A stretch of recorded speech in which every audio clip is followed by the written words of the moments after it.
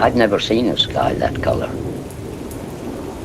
Yellowy, black, greeny, purple. It was uncanny.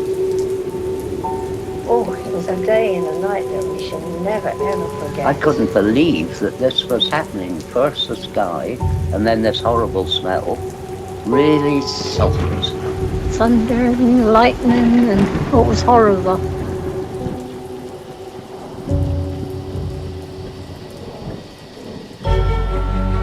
We're in very great danger from the pollution that's coming down over us.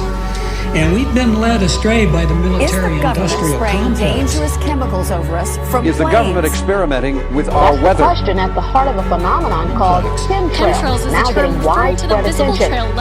Millions of tons of toxic poisons released by planes as part of the government plot to affect climate change. The government is up there in airplanes spraying all kinds of chemicals to change or manipulate the weather, leaving what you see there, and they call that a chemtrail. Geoengineering. They say it puts poison in the soil. Tests show high levels of these chemicals in our rain and soil. Using planes to spray chemicals into the atmosphere to manipulate or control. And that's why health department records show a sharp increase in barium and aluminum in California's water supply. We shall propose further cooperative efforts between all the nations in weather prediction and eventually in weather control. The Army's need to know more and more about weather that surrounds this planet is a vital part of the expanded research program of atomic weapons. We all talk about the weather. The Army is doing something about the weather.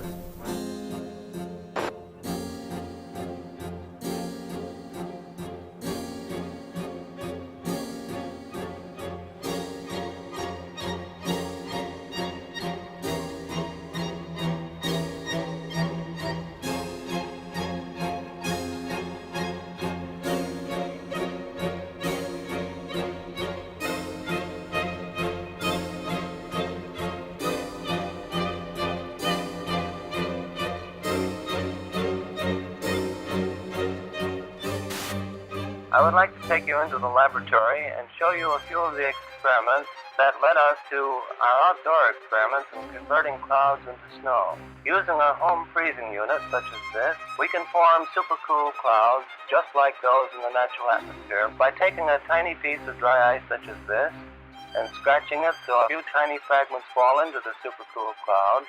Long streaks develop. The particles grow very fast. They grow about 1 billion-fold in volume in a few seconds. Many millions of snow crystals form, and we get the same effect as is produced by dry ice. Dry ice is not particularly important as far as the fact that it's CO2. It is primarily important because it's colder than minus 35 degrees centigrade. This is a picture of the first cloud that we seeded back last November. Flying in a small Fairchild plane, and putting dry ice from a small dispenser in the bottom of the plane, and within minutes saw long streamers of snow falling from the base of the cloud and evaporating into the drier air below. Under many conditions, of course, full-fledged snowstorms will be produced in this way. Nature at last has permitted to do a little something about the weather. Using Schaefer-Langmuir techniques, the Army Signal Corps and Office of Naval Research began conducting many of these experiments. In 1947, Project Cirrus expanded to test cloud seeding on a hurricane traveling eastbound 350 miles off the coast of Jacksonville, Florida. They dropped 80 pounds of dry ice into the raging storm, only to realize that the hurricane suddenly changed direction and began traveling back towards the United States. Savannah, Georgia, was hit by record-breaking winds of up to 85 miles per hour. More than 1,500 people were left homeless, and at least 2 people died. The total damage was reported in the millions of dollars, and the project and its participants were blamed for what happened. On the night of the 15th of August 1952, the worst flood in British history swept through the tiny seaside village of Lynmouth. 90 million tons of water devastated the area, killing 35 people and leaving over 400 homeless. 40,000 tons of boulders were dragged off the moors, destroying houses and cars. Reporters spoke to squadron leader Len Otley. He confirmed that he worked on Project or Operation Cumulus, which was also referred to as Operation Witch Doctor.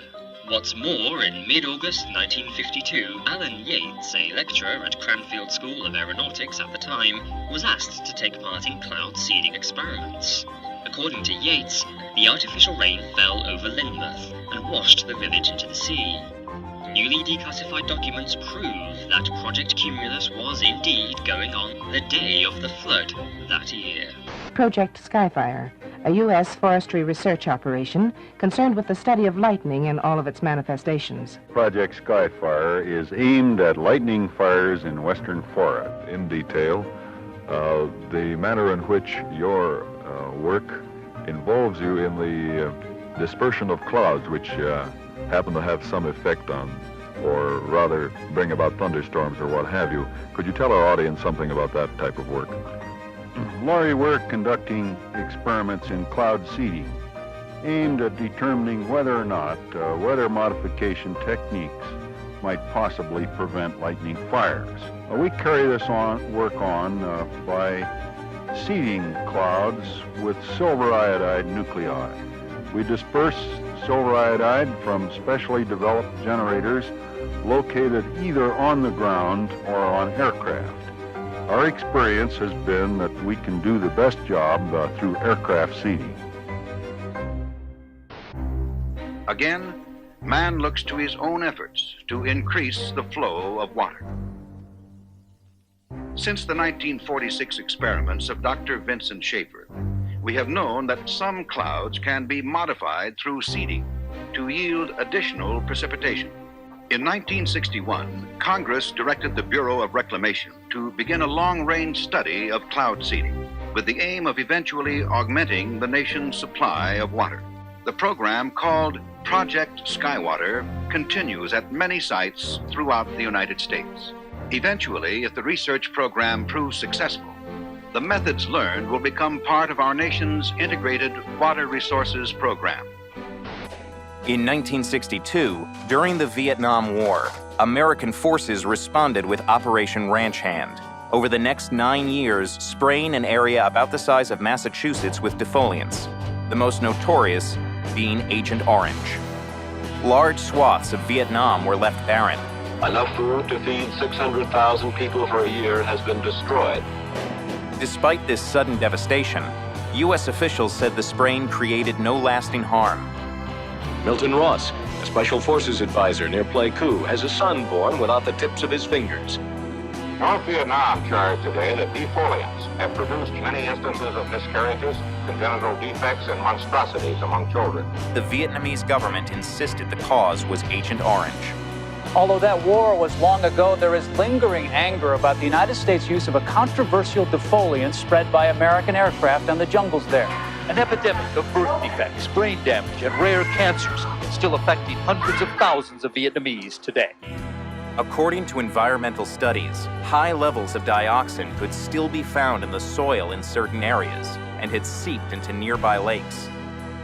Agent Orange was a safe product when it was used in the Vietnam War, and it's a safe product today. I got something to say. I want to know how come the fascist pigs have been seeding the clouds. Right. For the last hour and a half, airplanes going over twice with all the smoke coming out of them seeding the clouds. And I want to know, why that stuff is going down, man. And why doesn't the media report that stuff to the people, man? I'm telling you what happened. The planes come over for an hour and a half and they seeded all the clouds. People of unknown origin were seeding the clouds over the I don't know what they hope to prove, man. Project Storm Fury assembles a team of highly trained scientists and technicians to fly into mature hurricanes. Scientists working on the project were convinced that they could reduce hurricane devastation using a process called cloud seeding by spraying the thunderclouds inside the hurricane with a chemical called silver iodide. This would become known as the Storm Fury hypothesis. The seeding planes fly across the eye and into these clouds, seeding the supercooled water droplets from the belt of maximum winds outwards. As the silver iodide turns the supercooled water into ice, the heat released during this process causes the seeded clouds to grow and develop into a new outer eye wall.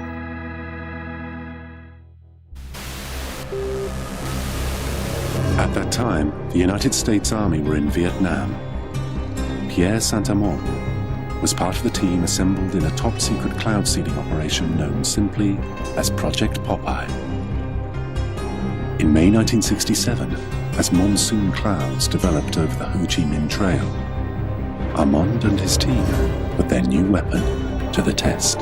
We ejected the material so that it fell into the growing part of the cloud, and it rained very heavily out of it, and everybody was convinced with that one experiment that we had done enough. Project Popeye had opened the door to a new and dangerous type of warfare. Some said, if you control the weather, you can control the world. Military planners imagined loading the clouds with radiological, biological, or chemical agents and having them rain on demand. They could attack your enemy using the weather, but deny ever doing so. Allegations were made that cloud seeding had not only made jungle paths impassable, it had also killed thousands of innocent people. But this didn't stop governments from continuing to explore ways of modifying the weather, sometimes for highly questionable purposes. And that message calls for new frontiers, new visions. It calls for us taking the steps now that will make us no longer second in space and in science. It lays the predicate and the foundation for the development of a weather satellite that will permit man to determine the world's cloud layer and ultimately to control the weather, and he who controls the weather will control the world. It lays the steps that's necessary to provide a nuclear rocket that will produce benefits that are so unlimited that I couldn't tell you about them if I had all that. July 1976. Strange, unexplained blackouts in worldwide communications plague the globe and are covertly transmitting extremely low-frequency waves, otherwise known as ELF waves. It's called the Russian woodpecker because it was essentially that sort of clicking, pecking sound. In 1982, a report by Pentagon researcher L. Ponte alleges the Russian woodpecker signal is actually creating layers of artificial ionization in the upper atmosphere, which means it could have been bending the jet stream and altering global wind patterns. There's been a lot of research in military labs over what you can do with putting radio waves into the atmosphere. Some of the research indicates that one can move the jet stream around and thus induce weather conditions. It's no coincidence that the United States began building its own mysterious array of antennas. HAARP is the High Frequency Active Auroral Research Project, originally a joint effort of the Air Force and Navy in cooperation with a number of academic institutions. Of 180 antennas, approximately 72 feet tall, linked together to function as one giant steerable antenna. Steerable because it can aim millions of watts of ELF waves into one tiny patch of the atmosphere. HAARP is one of several ELF wave transmitters located all over the globe. Working in tandem, these transmitters alter the weather anywhere in the world, potentially changing the jet stream's course entirely. The intense energy being beamed into the sky by HAARP sends pulses of ELF waves into the ionosphere. The waves get reflected back down and pass through the Earth and ocean. But HAARP's startling potential doesn't end there. It's linked to a strange phenomena occurring in our skies. On clear days, you can often see long white lines being traced high in the sky. They are contrails of jet aircraft, actually long, slender clouds. Weathermen are finding them especially fascinating because a theory is being developed that those long white lines may be changing our weather for the better. Details from Roger O'Neill. The exhaust from jet engines, usually seen as long, thin trails of white clouds behind high-flying jet airplanes, may be a big reason why there are 30 fewer days of sunshine a year in the Midwest now than there were in 1900. The daily range between high and low temperatures has also narrowed. In the absence of natural clouds, Given the correct atmospheric conditions, jet aircraft in high frequency can almost completely cover the atmosphere with clouds. No one is trying to make clouds now using jet engines, but this study suggests that jet travel is inadvertently making our days more cloudy. And someday, weather researchers may be able to use jets on purpose to change our weather.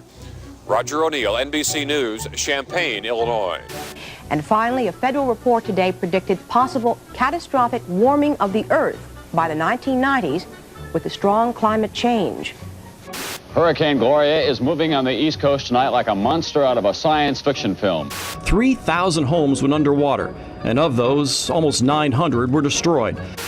From 1987 through 1992, California experienced the most severe drought in the state's history. According to NOAA, an anomaly occurs in the jet stream. The winds appear to change direction, blowing east to west instead of west to east, indicating the jet stream coming into the west is suddenly much weaker than normal, causing a drought. By 1995, the jet stream returns to normal. Here there were huge problems with flooding, intersections and parking lots underwater, homes threatened, people trapped in the river that you see out here behind me, forcing those dramatic rescues. This U.S. Air Force report graphically outlines the military's desire to exploit and manipulate the weather for the purposes of war by the year 2025. According to one of the most harrowing lines in this report, quote, "Weather modification is a force multiplier with tremendous power that could be exploited across the full spectrum of war-fighting environments."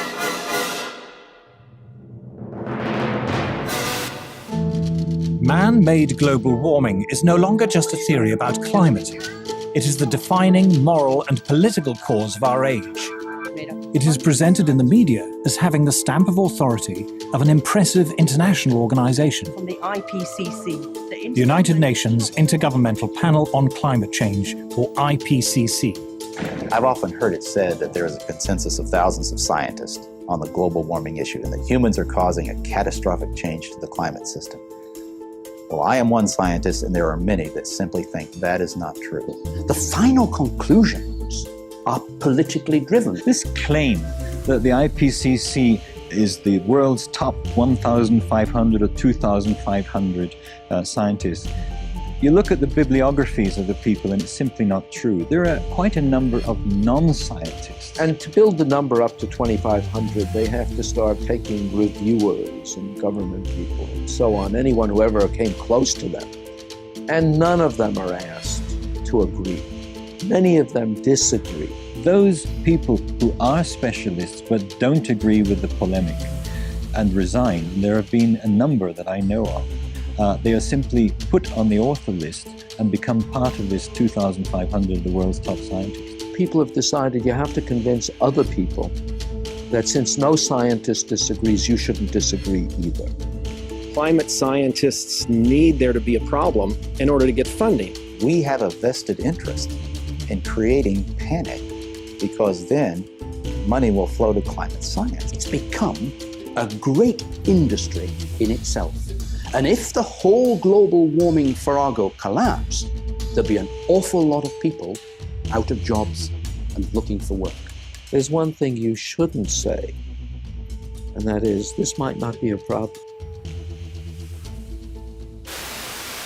If you go to page 119 of the president's budget, he's anticipating generating $646 billion in new tax revenue from this bill.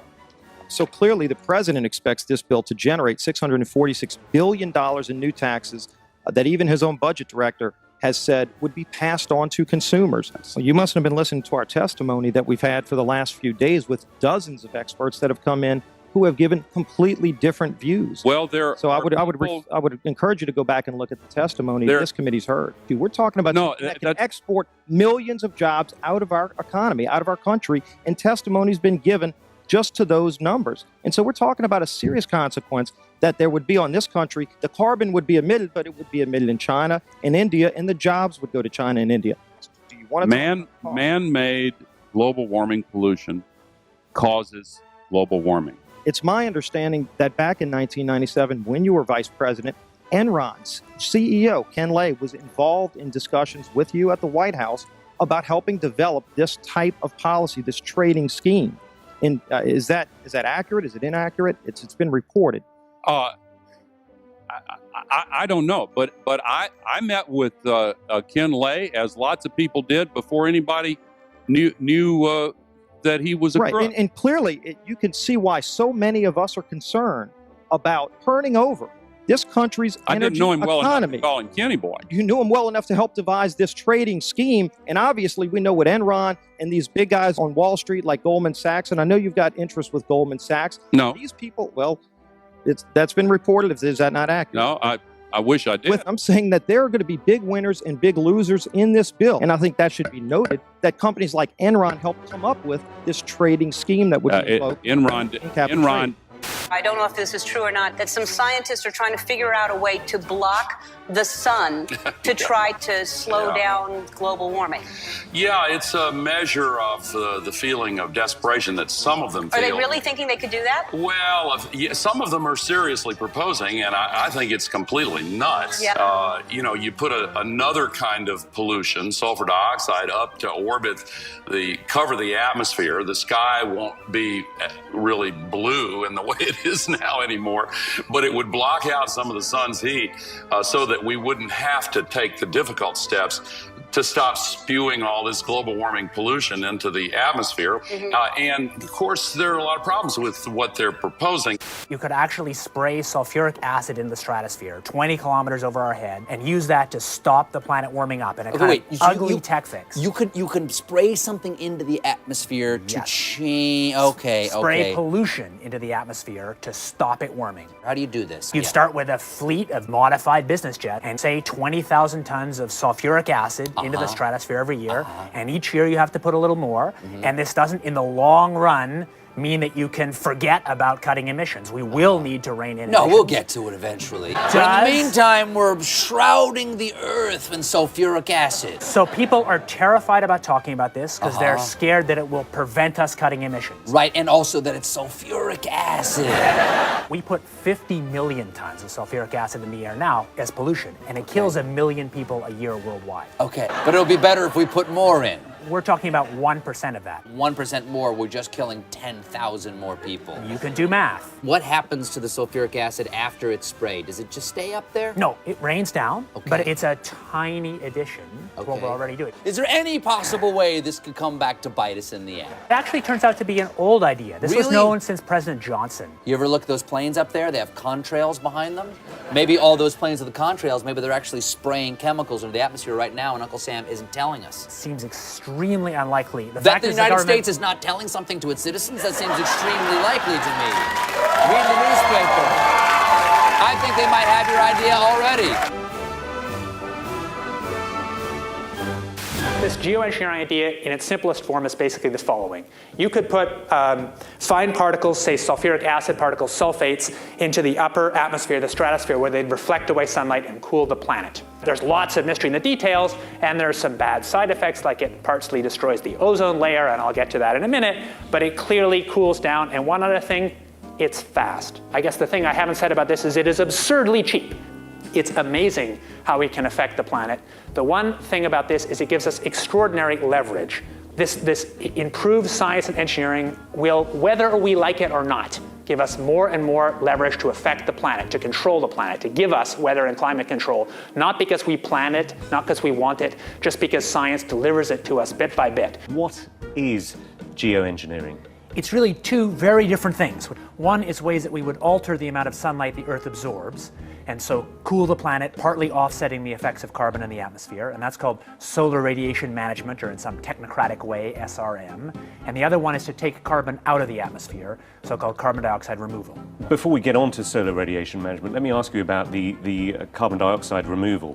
A Royal Society report here in the United Kingdom back in 2009 said that no method of carbon dioxide removal has yet been demonstrated to be effective at an affordable cost with acceptable environmental impacts.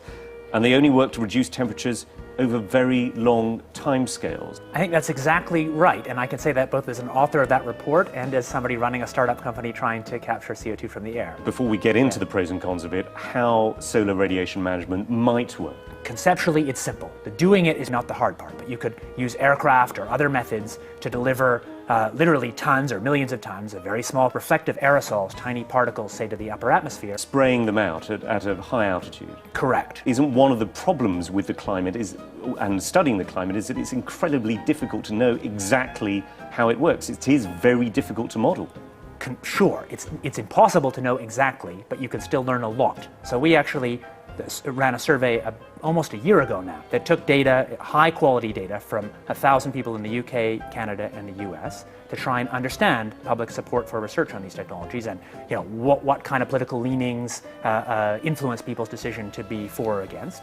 And in fact, we found pretty broad support for research. But that particular opinion survey that you're talking about, it also came up with the finding that 64% of subjects agree that humans should not be manipulating nature in the way suggested by solar radiation management. Exactly. Well, that would suggest that there isn't particularly broad support at the moment for the theory behind this. There's not broad support for doing it, and I think that's quite a healthy thing. I mean, I'm one of the people who, maybe starting 20 years ago, most helped to open the door to get public conversation going on this thing. How do you think, in that case, the public can be convinced, given that there is, as we saw with this project in Britain, tremendous skepticism even about research at what you say is a very, very benign level? Public opinion will evolve over a long time, and from my point of view, the goal is to try and make that public opinion be able to be shaped by facts as well as possible, and also shaped by people's values. It's not to promote this. So actually, well, it is in part to promote this. I mean, you're a great enthusiast for this, and as you said, you have your own private company, which is... my private company works on a very different part of it, which doesn't suffer from these governance challenges. But it is all to do with the issue of geoengineering. I mean, you know, it's an incredibly sensitive topic. I actually don't think my job is promoted. My job is to help clear thinking and clear knowledge about the tools we have to regulate climate risk, among them this one. And I'm perfectly prepared to find that results show that we should never do this. So if it works, and again, we don't know it does, it provides some protection in the near term. Isn't there a problem, though, that you could end up with different effects in different parts of the world? I mean, you could, for example, find that although you're reducing the amount of sunlight and the amount, therefore, that the Earth is warming up, rainfall is affected in different ways in different parts of the world. Absolutely. Essentially, the scientists and technocrats, including myself, I guess, are helping to invent a thermostat knob. But it's much easier to invent the knob than to figure out who should be in charge of it in a world with many states. No, indeed, and I want to come on to the governance, but I want to ask specifically about the science of this, which is how far can you tell whether the effects of solar radiation management are then going to cause perhaps a catastrophic loss of rainfall in a certain part of the world? At the moment, it seems to be hazy, this. I think it's not as hazy as that. So using exactly the same climate models as we've used to estimate the problems with CO2 in the atmosphere, the underlying climate problem, we've applied those same models and same techniques to look at this. And the results so far, I have to say, look pretty good. That's why we're paying any attention to it. Richard Branson himself, who owns the Virgin Airline Group, was quoted back in 2009 in the New York Times saying, if we could come up with a geoengineering answer to this problem, we could carry on flying our planes and driving our cars. Is going to cost a lot of money. And yet I mean, let's be clear here, you and your company are after Branson's money. The cheapest thing to do is to use the atmosphere as a waste dump. And if we want to stop doing that, we must have laws that restrict the ability to use the atmosphere as a waste dump.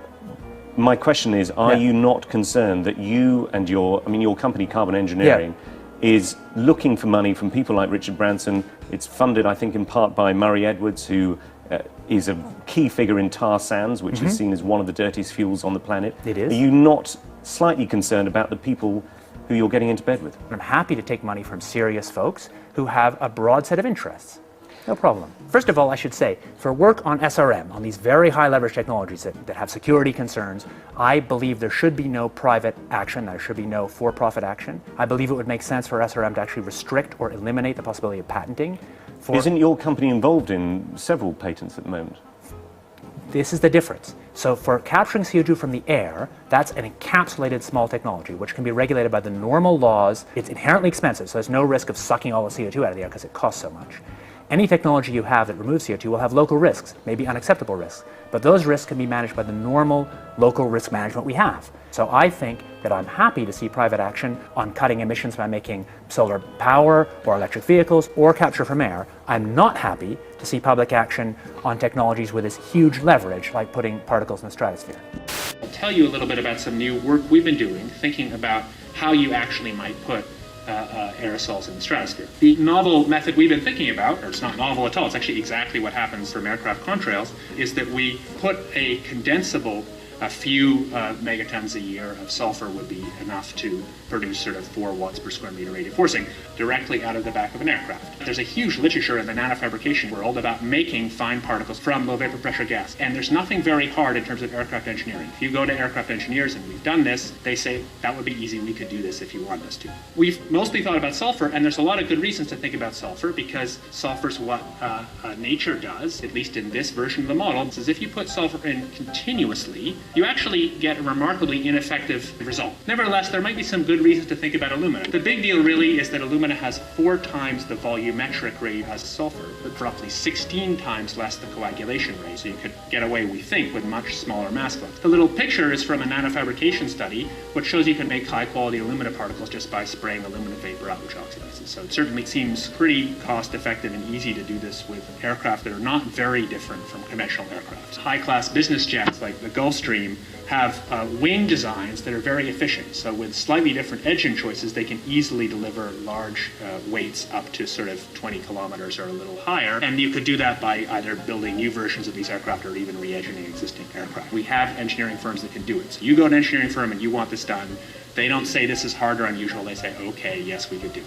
Once you realize you can make things by direct condensation from vapor, then all sorts of different compounds are possible. But it's much, much harder to actually figure out the environmental risks and effectiveness of these new methods than it is to cook them up. Aerosol geoengineering looks like it is so cheap that the cost is basically not going to be an issue. That means that implementation decisions will be risk-to-risk decisions. So the key factors are this is fast, it's cheap, and it's inherently imperfect. It cannot compensate for the amount of CO2 in the air. On a commercial basis, I do absolutely no proprietary commercial work on solar radiation management because I think such work would be wrong. Solar geoengineering refers to a set of technologies that could allow humanity to deliberately increase the planet's reflectivity, and so partially offsetting the temperature changes and other climate changes that come from the accumulation of carbon dioxide. Solar geoengineering can be very inexpensive. The cost might be something like $10 billion for the whole planet. That sounds like a lot of money each year, but in fact that's something like 1/10,000th of global GDP. This next story is so unbelievable, we didn't think it could possibly be true. But after receiving thousands of records and declassified reports from the Army, it's confirmed that during the Cold War, the United States military conducted secret tests on unsuspecting people in the city of St. Louis. Lisa Martino-Taylor's life work has been to uncover details of the Army's ultra-secret military experiments carried out in St. Louis and other cities during the 1950s and 60s. This study was secretive for a reason. They didn't have volunteers stepping up and saying, yeah, I'll breathe zinc cadmium sulfide with radioactive particles. These Army archive pictures show how the tests were done in Corpus Christi, Texas in the 1960s. In Texas, planes were used to drop the chemical, but in St. Louis, the Army placed chemical sprayers on buildings and station wagons. City officials were kept in the dark about the tests. The Cold War cover story was that the Army was testing smoke screens to protect cities from a Russian attack. Clearly, they went to great lengths to deceive people. By making hundreds of Freedom of Information Act requests, she uncovered once classified documents that confirmed the spraying of zinc cadmium sulfide. The greatest concentration of this compound was sprayed near the Pruitt-Igoe housing complex just south of downtown St. Louis. It was home to 10,000 low-income people, and an estimated 70% were under the age of 12. Martino-Taylor claims they all unknowingly inhaled this compound morning, noon, and night, so the government could measure its effects on their lungs. So this is in violation of all medical ethics, all international codes, and the military's own policy at that time. And Venezuelan leader Hugo Chavez has once again accused the United States of playing God. This time it's Haiti's disastrous earthquake that he thinks the U.S. was behind. Spanish newspaper ABC quotes Chavez as saying that the U.S. Navy launched a weapon capable of inducing a powerful earthquake off the shore of Haiti. He adds that this time it was only a drill, and the final target is destroying and taking over Iran. A wild accusation from Iranian President Mahmoud Ahmadinejad. He says Western countries are causing drought in certain parts of the world, including Iran. He says They're using high-tech equipment to drain raindrops from clouds. He basically says European countries are stealing rain from Iran for their own use. You know, they were talking about climate change yesterday, and now we're learning that scientists and researchers are looking at how to change the weather on purpose. That's right. Lasers now could one day manipulate rain and lightning. That's right. Well, as Mark Twain once famously said, everyone complains about the weather, but no one ever does anything about it. Well, instead of doing a rain dance, we physicists are firing trillion-watt lasers into the sky to actually precipitate rain clouds and actually bring down lightning bolts. When you have water vapor and you have dust particles or ice crystals, you can precipitate rain. It condenses around the seeds. These seeds can also be created by laser beams. By firing trillion-watt lasers, you rip apart the electrons, creating what are called ions, bringing down rain and even lightning. I remember reading the stories that China had used this during the Olympics, that the USSR had used this after Chernobyl to create rain clouds. I mean, did those really work then? We have some of these capabilities now? Inconclusive. Even in the 60s, the CIA used this to bring down monsoons during the Vietnam War. Governments have been playing with this thing. Alleged to. Alleged to, right. Yeah. Now, we realize that for decades now, these governments have been alleged to have experimented with weather control, but nothing conclusive. We're actually using trillion-watt lasers now. They precipitate rain out of water vapor. Sure enough, you can actually bring down electricity down the beam. The bad news is, if it's a clear blue sky, it's not going to do anything at all, because it only takes water vapor that's already in the air and condenses it. However, you name it, outdoor events and agriculture and flooding and even hurricanes, all of them could be subject to weather modification. Terrorists no longer the CIA's only priority. The U.S. intel agency now investing in weather?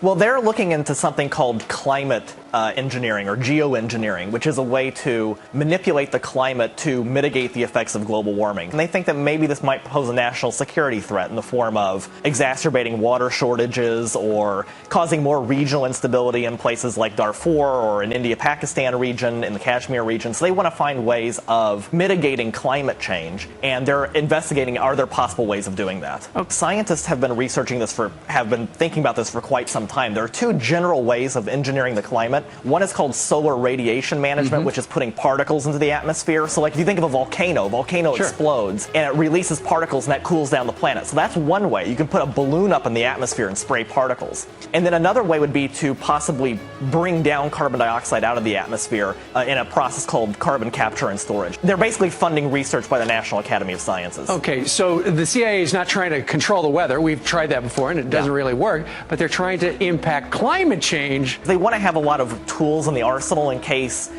climate change is as bad as some scientists believe it is. They want to have a way of mitigating it. You told one of our producers at this point it's pretty doubtful this is a viable terror threat right now. I don't see I don't see the CIA. Yeah, I don't think that it's going to be an immediate threat. It's definitely something that's going to be a long-term, decades down the line sort of thing. Well, there you go. Another example is the array of technologies, often referred to collectively as geoengineering. One that has gained my personal attention is stratospheric aerosol injection, or SAI, a method of seeding the stratosphere with particles that can help reflect the sun's heat in much the same way that volcanic eruptions do. An SAI program could limit global temperature increases, reducing some risks associated with higher temperatures and providing the world economy additional time to transition from fossil fuels. This process is also relatively inexpensive. The National Research Council estimates that a fully deployed SAI program would cost about $10 billion yearly. Now, I could go on and on and on and on about the things that fascinate me, but rather than talk about them, I thought I'd stop here. Thank you, Senator. The Air Force has gotten great value out of HAARP in the past. We took over from the Navy and managed it and actually did a number of experiment campaigns up there and have finished our work that we're interested in doing up there. We've moving on to other ways of managing the ionosphere, which the HAARP was really designed to do, was to inject energy into the ionosphere to be able to actually control it. And but that work has been completed. The Air Force has maintained the site for other government agencies to use for several years now. And with DARPA completing their project, that's our last government customer that we have in the site. We have put out a call for other agencies that had interest in managing the site or taking it over, and including going out to academia.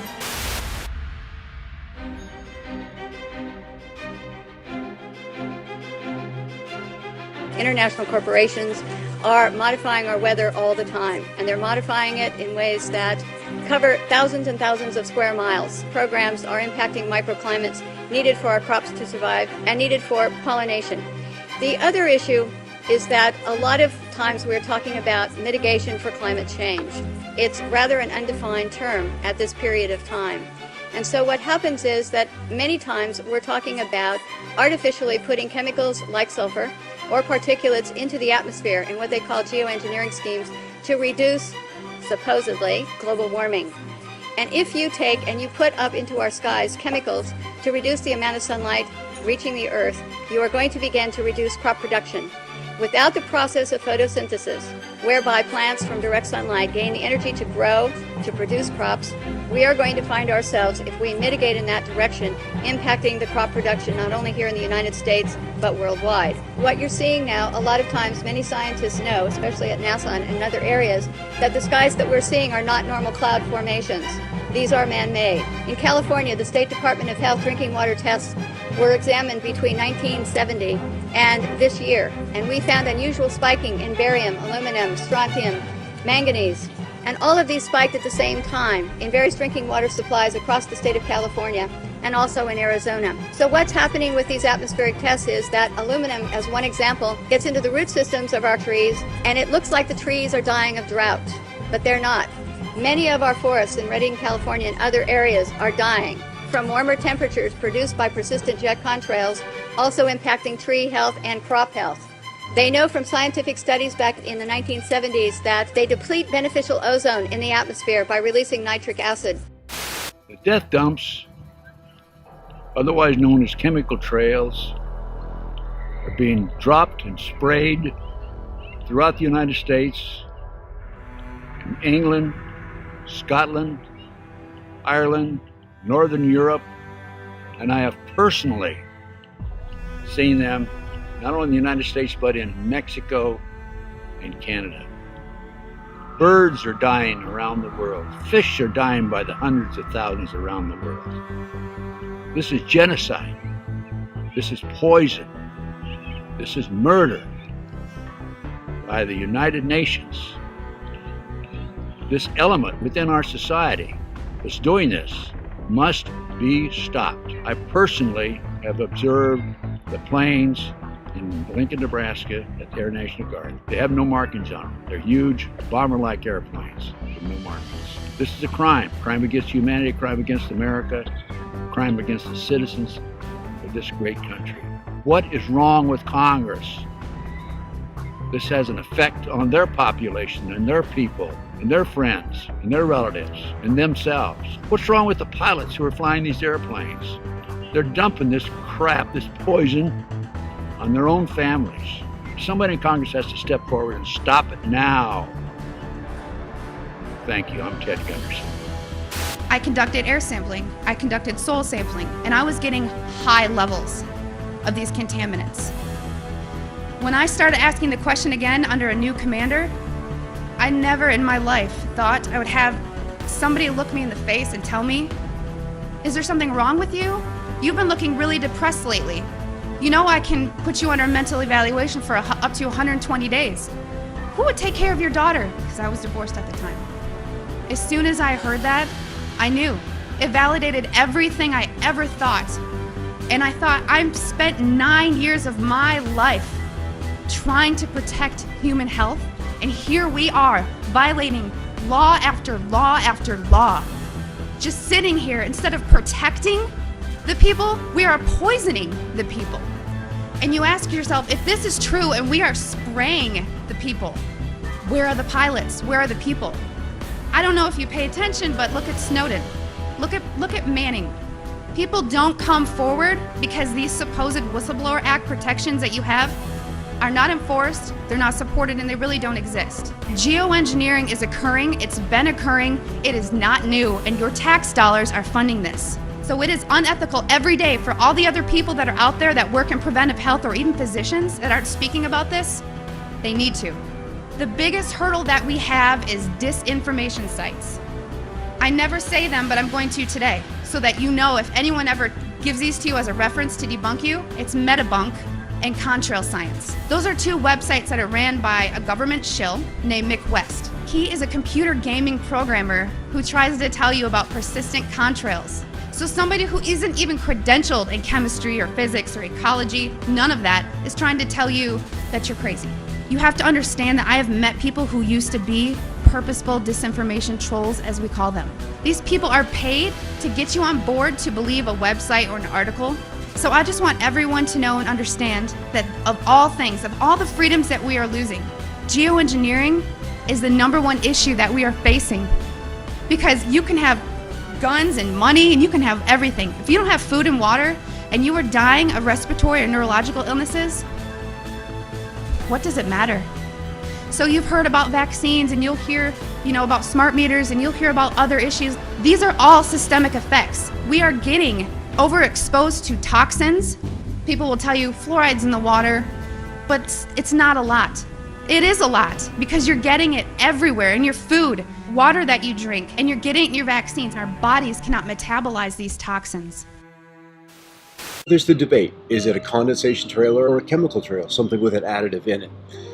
And I couldn't fight the chemical trail issue for a long time. Give me a reason, give me a motive.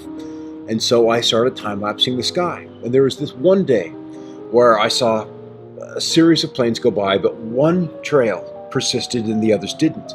And as that trail slowly faded away, 2 other planes came along. One hit the exact end of it, and another went through the middle.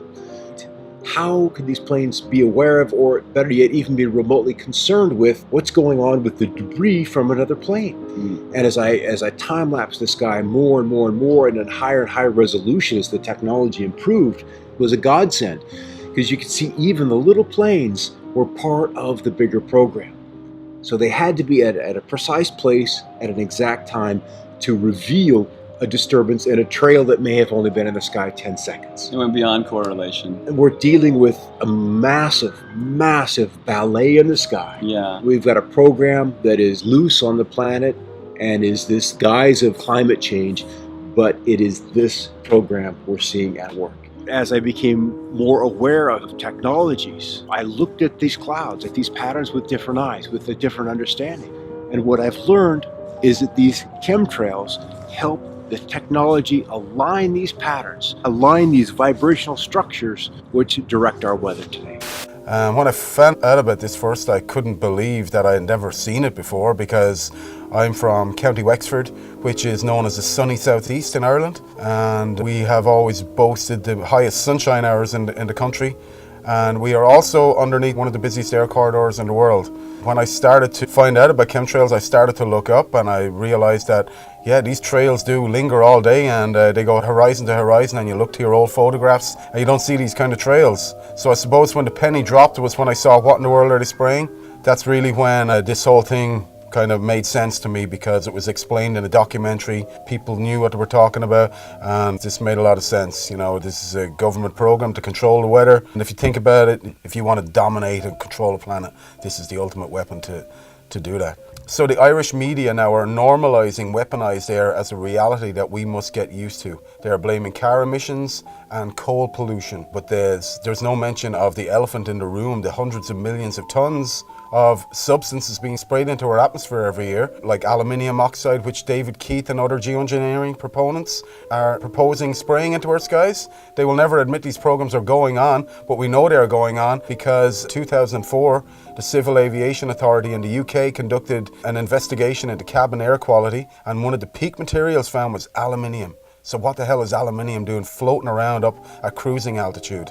So now Monsanto miraculously have an aluminium-resistant seed that can grow in aluminium-contaminated soil. Why would they have such a thing unless they knew of a problem that was down the line or already happening? Last year in 2015, a study came out of Keele University in the UK, and bees were found to have had massive high quantities of aluminium in their brains. This is a big problem. We need bees to keep the food chain sustained and to keep it alive. And now Monsanto have recently bought a bee research company called Biologics in 2012, and they have genetically modified a bee that can only pollinate Monsanto crops. And also, this bee is resistant to all pesticides. So why would they want to design such a Frankenstein creation unless they knew of a problem that already existed or a problem that was in the pipeline? Dementia now is the biggest killer in women in the UK. And what's the main cause of dementia? Aluminium accumulation in the brain cells. We are in the fight of our lives. All sources needed for life to exist are under direct attack from these programs. Oxygen, sunlight, and water. Once you know about this, you have a duty of care to get involved. As a caretaker of this planet, we must all come together to stop these programs because we can do it. Once you find out this is going on, you understand that the air you breathe is being compromised. Things don't get any worse than that. You're standing at the end of the plank, what else do? You got to take action, otherwise you are condoning what's going on. Silence is compliance. So we got to speak out. We spend a lot of time outside looking up at the sky, and not a lot of people do that anymore. March 14th, 2014, in Eureka, California, I was driving the vehicle with my 2 kids, and we were watching this chemtrail for about maybe like 5 minutes it had been going. And I noticed that there was this large flash that lit up the entire sky, similar to what lightning would do. So we're driving towards the sunset, and the drone was coming this way, and it came over, and about there, that's when we saw the light, and then it went straight down from that angle. The difference that I'm finding when I see a drone spraying compared to an airplane spraying is when the drone sprays, it seems that it's more of an upward angle from the ground to the sky, as if it was launched from right below where it was. And with the plane sprayers, it seems like they go from one side of the horizon to the other side. The reason that the people probably stand on the sidelines is because, you know, they don't really want to stand out. And I don't mind standing out. That's part of my personality since forever. So, you know, everybody's in their car looking down, watching the news. I'm outside, looking up. I've become aware, and it seems to me like more people need to be aware or should want to be aware. My name's Jack Falsrock, and I'm Madra Maui. I grew up on the east side of Mount Shasta. We went out and hunted and gathered all of our food all the time. That's when I first started noticing that something was wrong with the earth. Then I started seeing things in the sky that was not supposed to be there. And then I seen that what caused those things was the planes that was flying over, and they were polluting the sky. And I was wondering why don't they care about the sky? What I noticed, you know, is this really strange weather. You know, it really disrupts everything. You know, I noticed that too. You know, how when it gets cold sometimes. And then it gets hot, and then it gets cold, and it gets hot. You know, it disrupts this environment here, you know. I mean, anybody that understands when they grow things, you know, they know that the weather can't change like that. You don't have to be a scientist to understand that. And when you disrupt that, when you keep putting these clouds in between the earth and the moon, you're going to disrupt the whole world. You're going to disrupt man, you're going to disrupt all these animals. That's why it's not good to change the weather. The weather's how it's supposed to be. It's like what they're spraying over there with the mosquitoes. They say those things so they can scare people, so they can continue doing that. And that's all they do is scare these people, so they can, oh, we gotta do this, we gotta do this. And there's nothing to be afraid of in here. Everything was created beautiful. Are you not happy? You know, go some other earth. Go over there. You know, get on your plane and go somewhere else. You know? They stop spraying the chemicals. We can heal. We will heal ourselves just like the earth will heal. If they stop the chemicals before it's too late. And people really begin to understand, you know, really, really understand. I know that people accept the sky the way it is now because they're so used to it. And it's really sad.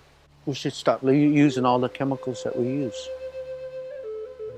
And trying to control the things that we shouldn't even control.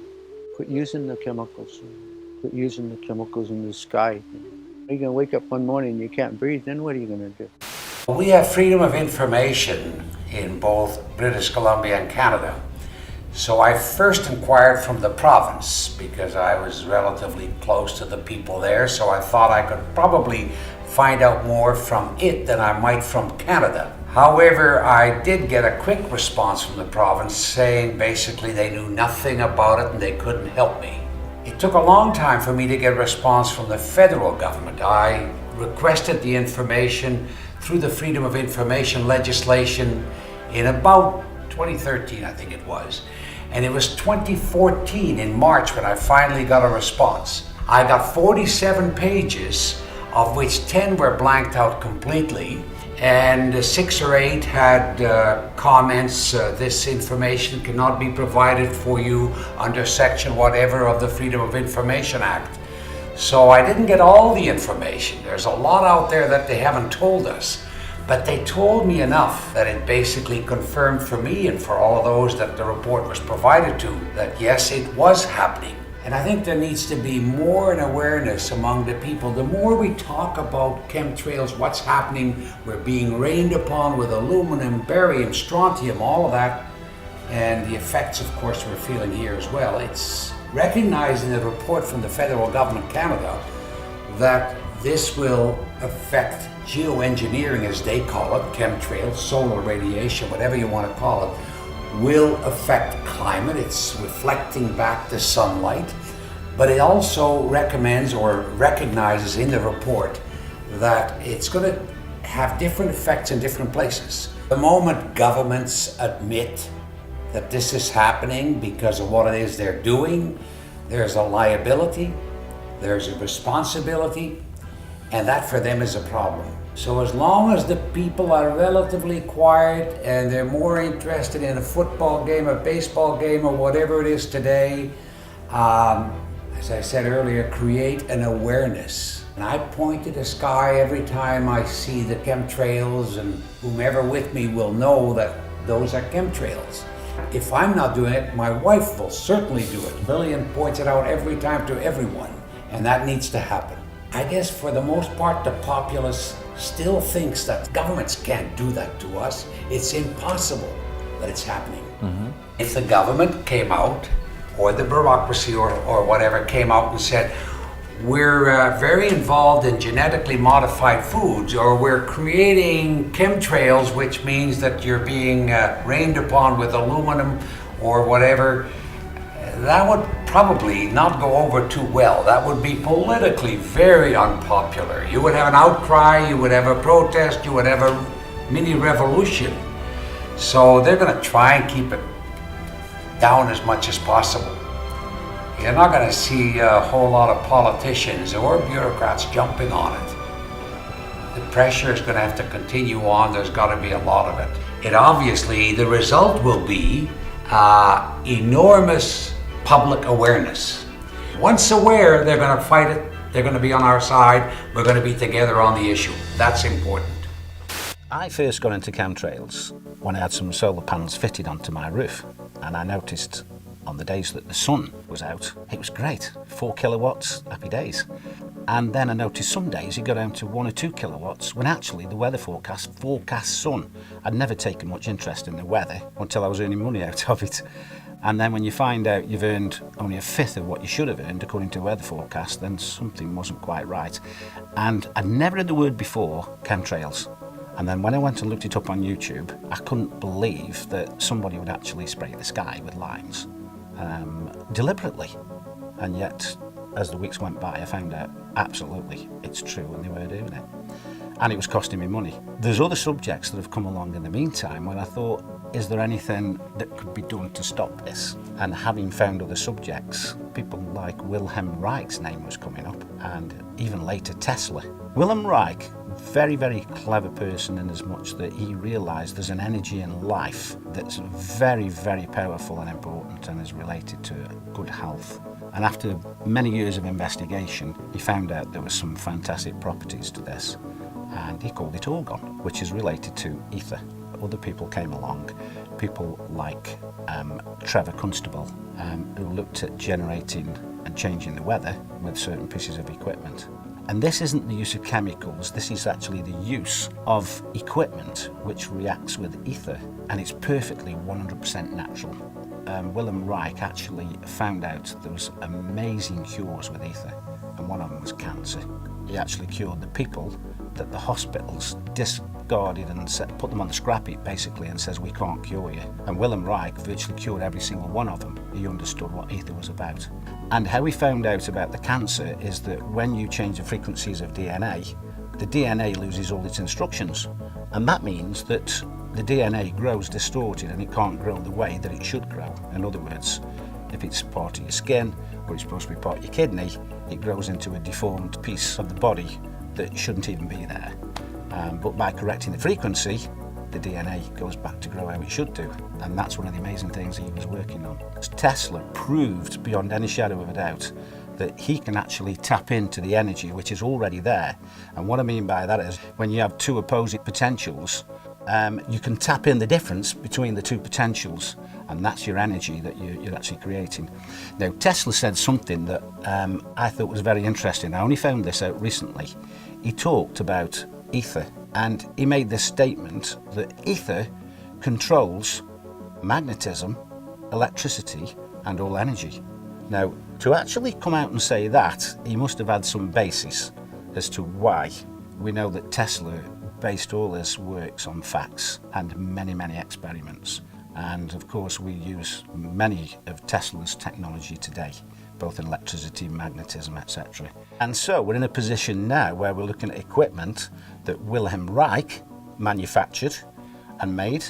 We're looking at the way that he used it and he generated it. Now, Wilhelm Reich, he actually was called into places like California when it hadn't rained for months and months. In fact, some of these poor farmers were going bankrupt. He actually went to a place where it hadn't rained for many years, and after about 6 weeks, he did start to develop a very small amount of rain, but a moisture came into the area where all the plants started to flourish. According to what his daughter said, that area continued to flourish for another 50 years. The other thing that Wilhelm Reich noticed is the texture of the rocks changed from being crumbly to having some body back to it again. So when we talk about ether, we're not talking about just weather modification or health to the body. Ether must be some kind of energy which controls, as Tesla said, everything. It's like the link that ties and controls everything together, whether it's energy, magnetism, or electricity. I would love to be able to use ether to bin 1, 2, 3, 4, 5,000 square miles of chemtrailing. That would be fantastic, before they use it for all the other agendas. And if we could do that, happy days, because that's what a lot of people are looking forward to, a day where all this crap is not in their control anymore.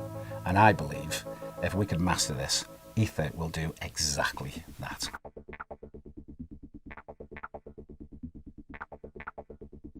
Tonight we're going to talk about this. We're going to talk about the sickness behavior. We're going to talk about why people are having these problems. We're going to talk about how the trails are affecting us, because they are now.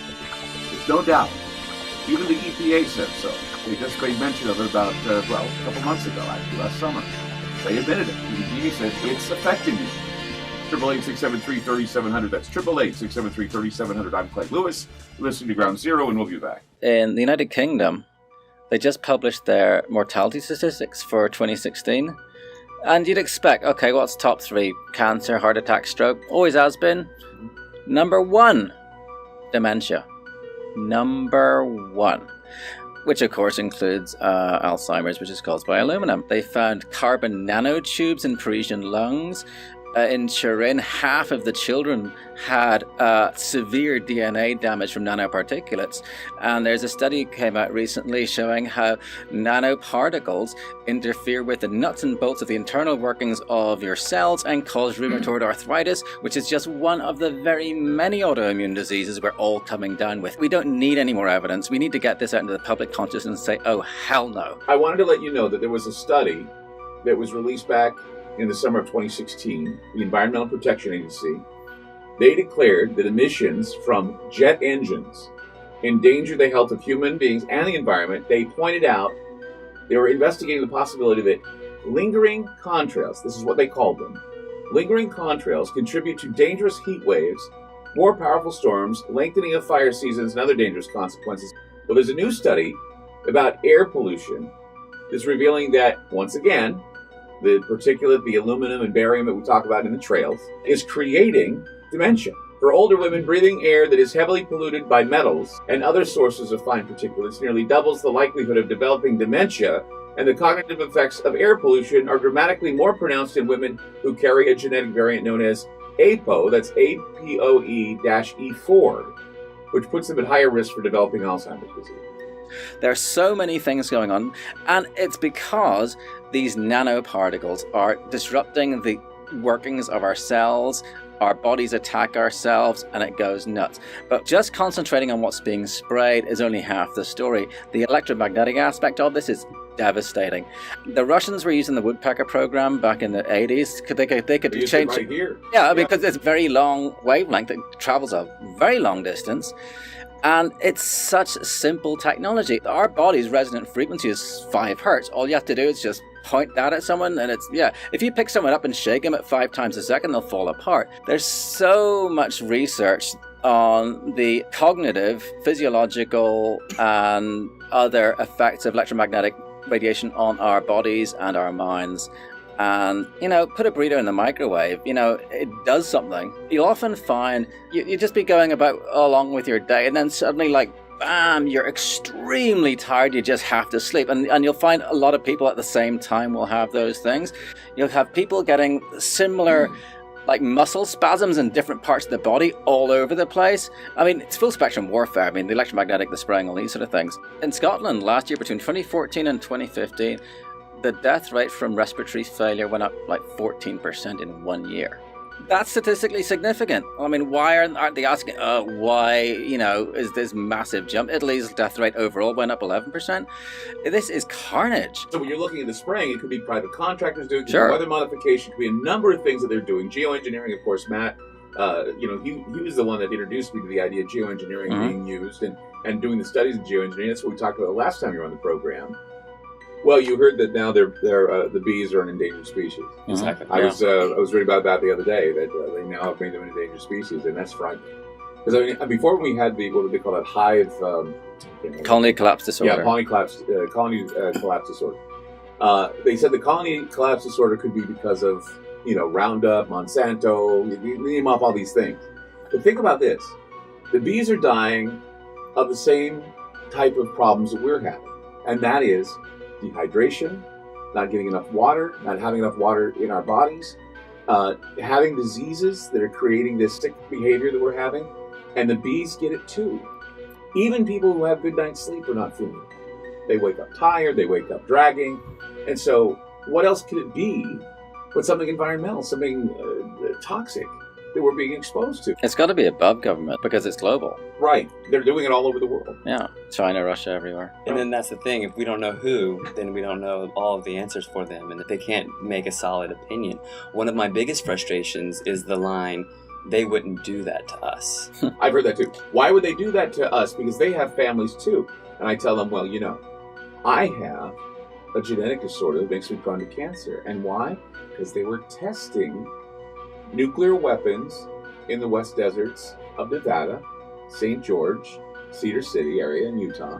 My family was subjected to that radiation, which caused some DNA problems, and it got passed down to me. And your son. Yeah, and my son. They did that because they felt that was more important than the lives of people. Spend a few bucks, get your rainwater analysis, you can get your hair analyzed, and I have footage of these sprayers, and they show up on flight radar. I don't know any airline that does not spray. They aren't told, oh, by the way, turn this switch when you get to a certain point. It's all done centrally. There's plenty of patents where the substance actually gets injected into the exhaust. I mean, there's a US Navy patent called the powder contrail. There's so much freaking evidence. It's insane. Technocracy, this crackpot idea dreamed up in the 1930s. They wanted to replace the economic system with an energy-based thing. But if you have a gold-based economy, you know how much a loaf of bread is worth and compared to the amount of gold there is. But with energy, you have to know how much energy is being stored, transferred, whatever, at all times. Hence, smart meters, smart every freaking thing, reject it. The official line on this whole thing is, oh, we're all gonna die from global warming and we might just have to spray sulfates into the sky to reduce global warming. David Keith, Ken Calderon, and Alan Roebuck are the three main guys who go out to do this stuff. They'll only talk about sulfates. But their own papers say, actually, sulfates don't work. They stick together, they fall out of the sky. Instead, you got to use nanoparticulate aluminum, barium, strontium, magnetite, and so on. And this character, David's research, according to US Code 50, section 1520A, I think, it's legal to spray chemical and biological warfare on a civilian population as long as you call it research. So it's banned as warfare, but you can do it in your own populations. So I think all the spraying is generally done by people's own militaries. What they're doing is they're establishing a geoengineering governance regime. It's a self-proclaimed regime. They asked for papers to identify things like, should we even involve the UN? Should we take into consideration human health impacts? What role will public perception and opinion play while we establish this solar geoengineering governance regime, self-titled regime? So Patrick and I, we independently submitted papers. I hired a PhD. My paper delved into the human rights aspect, that we have the right to environmental decision-making participation. Both of our papers were, of course, rejected. It is their plan to do full-scale deployment. They claim that all of the research that we've been seeing, these grid patterns, are research. They're admitting to it. The chemtrails, the geoengineering, the solar radiation management, okay, and now you can even look up the Solar Radiation Management Governance Initiative, SRMGI. Okay, it's an initiative to govern their solar radiation management, which is chemtrails, which is geoengineering. So these people are meeting, 24 scientists behind closed doors, to develop the plan for the regime to take hold to go full-scale deployment. Some days don't have chemtrails, right? Some days are clear. And really, the more clear days you get in a row, the more likelihood it is that you're going to get a grid pattern coming up. But this irregular pattern of appearance, where you not only have no lines in the sky, but you also don't have the air traffic. Okay, listeners, feel free to look up at your sky, look at that air traffic, see those days where there's nothing going on. And this irregularity in the appearance it's the clue, it's the first clue for the newbies. Chemtrails are also called solar geoengineering, it's also called solar radiation management, it's also called stratospheric aerosol injections. Okay, and what they like to do is they like to confuse us with the terminology. It's all one thing, right? It's all chemtrails, it's all geoengineering, it's all solar radiation management, stratospheric aerosol injections, whatever word you want to give it, it's all treason. It's very, very obvious that chemtrail does not behave like an actual cloud formation. It forms out and fades into a milky haze, all right? Irregular pattern of appearance, the number of trails seen simultaneously at a given time. When you're sitting out there and it's a normal day and then all of a sudden a dozen planes show up and grid the sky, whereas you've seen 3 planes all day, something is going on there. That's it. It's that simple. How come all of a sudden all the planes show up at once and zigzag the sky? We got broken trails, all right? Things are going on where they're mixing chemicals in the sky. They're using the atmosphere as a laboratory. That is a quote from NASA. Using the atmosphere as a laboratory. Okay, the exhaust is often coming where the engines are not. Okay, this wakes the people up. In 1983, we had 50 companies, right? 90% of the media. 1983, 50 companies encapsulated the 90% of the media. Now it's been consolidated down to 6 companies. Those 6 companies are owned by just a couple families. Everything is controlled. They hand a script to the entire nation. And your local broadcaster is reading something that was planned to build your mental construct to control the way you think about everything. A child's happiness is priceless, especially on a birthday. A child's happiness is priceless, especially on a birthday. A child's happiness is priceless, especially on a birthday. A child's happiness is priceless, especially on a birthday. Well, a child's happiness is priceless, right? Especially on a birthday. A child's happiness is priceless, especially on a birthday. A child's happiness is priceless, especially on a birthday. A child's happiness is priceless, especially on a birthday. Civil society actors that, quote, manifest the will of the public. They call these astroturf because almost everything has been co-opted. They contemplated how they were going to convince us that we need solar geoengineering to block out the sun. They say society is lousy at strategy, but we are not. A few suggested that to shift the conversation in productive ways, geoengineering will be characterized publicly as a terrible choice. We'll start the conversation by introducing them this problem, and we'll tell them that it's a horrible idea. Problem, reaction, solution. So here they come out immediately. Geoengineering, a horrible idea. Geoengineering climate fixes could harm billions. During this short time frame, Forbes magazine, Washington Post, chemtrails are not real, showing a picture of chemtrails. So if you're new to this, you're being educated by your trusted news sources, okay? And they're telling you there's nothing to see up there, don't worry. But wait in 6 months, they're gonna tell you they've got a cure for global warming, and it's identical to what they have proven to you does not exist. Geoengineers to spray sun-reflecting chemicals from a balloon. They think that we're so dumb that we see the lines coming out of the planes, we see these rare halos going around the sun, and then all they have to say in the newspaper is, well, we're gonna use balloons, don't worry. Geoengineering gets green light from federal scientists, 2017. March 25th, we've got new clouds for you, 12 of them. 12 new clouds? And how does this correspond to this entire agenda push? And the name for these vapor trails, Homo mutatus, which literally means man-made. The World Meteorological Organization has decided to add 11 new cloud classifications. That's to their international cloud atlas, and this is a big deal because it is the first time they've added anything in 30 years. Forget being on cloud 9, we are on cloud 12 because that's how many new types of clouds have been added to this historic update coming from meteorologists. I'm a little biased, right? Exciting stuff, guys. All right, so the new types include the Volatus or roll cloud, which has been designated as a whole new species. You can see it gets its name from this long horizontal tube-like shape. Next one up, we have the cavum, or the hole punch cloud. This big circular gap is sometimes caused by aircraft taking off and landing. Very easy to see, right? Makes sense there. And we also have the spiritus. These are gorgeous. It's actually my favorite. It's kind of looking like it waves while you're underwater. I mean, these are actually beautiful. I mean, check these out. And then finally, we also have the big surfer waves of the Fluctus cloud. So beautiful, right? There's just a sample of the new additions that we have. Meteorologists, sky watchers, daydreamers, we're all geeking out, guys. The meteorologists are all part of that same program.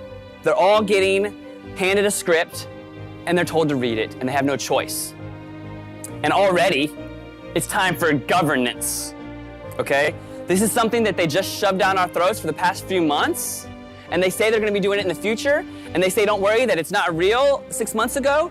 Now they're already talking about how are they gonna govern it. They're pushing this agenda full speed ahead.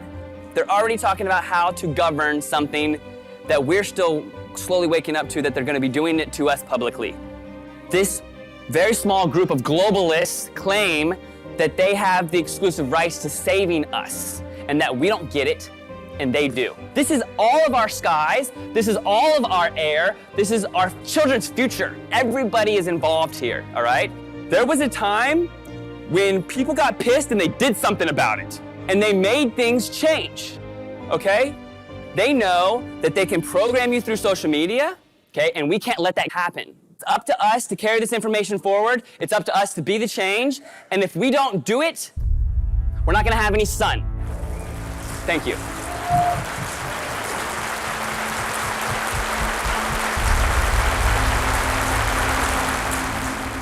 For in the final analysis, our most basic common link is that we all inhabit this small planet. We all breathe the same air. We all cherish our children's futures, and we are all mortal. Geoengineering, chemtrails, forced vaccinations, population control, weather modification, war games. We have not given consent. You cannot spray the atmosphere with toxic chemicals and expect no ramifications.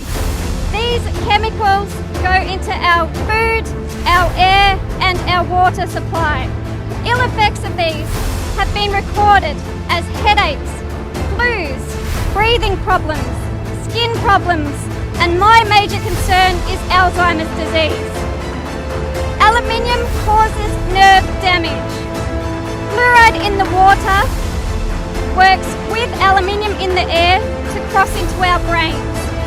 At this moment, about 24,700 young people around the age of 30 and above have Alzheimer's.